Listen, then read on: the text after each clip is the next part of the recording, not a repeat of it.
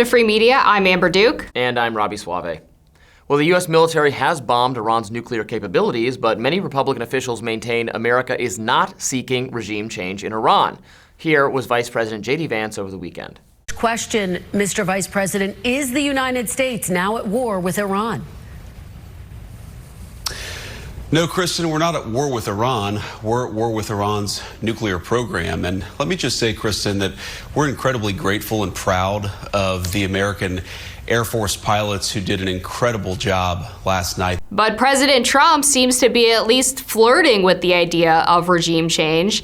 In a Truth Social post, he wrote, "It's not politically correct to use the term regime change, but if the current Iranian regime is unable to make Iran great again, why wouldn't there be a regime change? MEGA."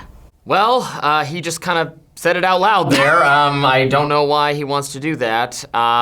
So we are in a place now where we have attacked the Iranian nuclear facilities, and then we just kind of gotta hope this doesn't escalate into a bigger thing. Obviously, we've been talking about the broader split on the right. Trump ran on a promise of no new wars in the Middle East. There is some level of betrayal that the Tucker Carlson, Steve Bannon camp is feeling. The non-interventionists like myself don't want to get involved in this sort of thing. So I welcome the clarification from officials like J.D. Vance that this was a limited strike on the nuclear capabilities, not an actual war with Iran. Regime change is politically incorrect term because it's a bad thing, as Trump himself recognized when he was a candidate. That was his central critique of the previous form of the Republican Party, was that they were beholden to a regime change ideology that failed in Iraq, Libya, etc. Syria. I think the best case scenario at this point is that Iran has launched a counterattack against the U.S., trying to strike the U.S. embassy in Qatar. There's been no reported casualties from that attack, and also apparently the Americans were warned in advance by the Iranians and had already effectively cleared the embassies of all personnel. So it seems like a retread of what happened in Trump's first term, where he launched that strike on General Qasem Soleimani. Iran had to look like they were doing something, but didn't actually want to Same thing with start their a largely conflict. ineffective strikes on Israel are the same deal. But doesn't this actually even though say something about the regime? Like, we're supposed to believe that they are so fanatical and insane, and they welcome their own death for religious reasons, that the second they get a nuclear weapon, they're going to attack Israel.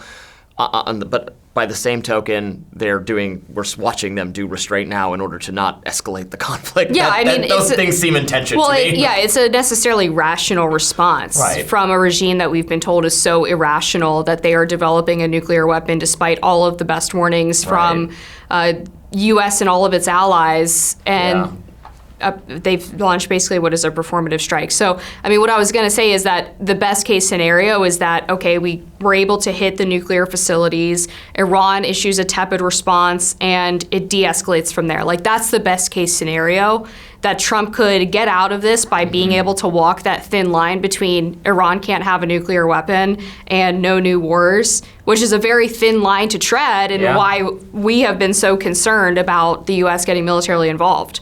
Right. This is what we want. This is what a lot of the American people want, not to get bogged down in things over there. Of course, other people in the Republican Party and the Democratic Party, leadership, are perfectly happy to be more involved in regime change. But we obviously heard from Ted Cruz in that debate with Tucker Carlson that he's like, oh yeah, well, they should rise up against their leaders, and we might even play a role in facilitating that, as if that's going to lead to some, I would love in a, fantasy world that would happen. It's just utterly unrealistic. And we did that in '53. Yeah, right. And then see how that worked out. Yeah. Right, and it worked out worse. We've done this before. That's a good point. So I think it remains to be seen, but we have to hope that this is going to stay contained and not get into an all-out war, despite, I think, the Israeli government much more being interested in pushing us in that direction without us even having really a debate or a vote in our own government. I think it is very irresponsible to just outsource our decision-making to Israel or say that Israel is going to be the entity that decides whether we are at war. That's just not, that's ridiculous. It's interesting for Trump to make that comment about regime change too, because the Israeli government and Netanyahu were signaling that a couple of weeks ago before they launched their first strikes, or even after they launched their first strikes on Iran, and then have kind of reined that in, right? Like recently Netanyahu's been saying publicly, well, we're not seeking regime change. We just want to knock out the nuclear facilities. And it's almost like Trump gave him a dressing down, like, hey man, you need to pull this back because we're not getting dragged into this. It felt like they were pulling back their rhetoric a little bit in order to get them closer to where Trump is so that they could bring Trump along for the ride. And now having done that, it's Trump himself bringing up this idea that no one wants this. So many of the people who voted for him in order to avoid this specific thing. So I just hope that Truth Social is more of the subterfuge that he was doing prior to the Israeli attack, because I mean, he's been known to say things like, you know, Rocket Man on North Korea's Kim Jong-un, and he issued a lot of really aggressive threats against Iran during the first administration. Gosh, I hope that's what this is. Well, we're going to keep talking about it. Lots more angles to get into. Thanks for watching Free Media. More on the situation in Iran right after this.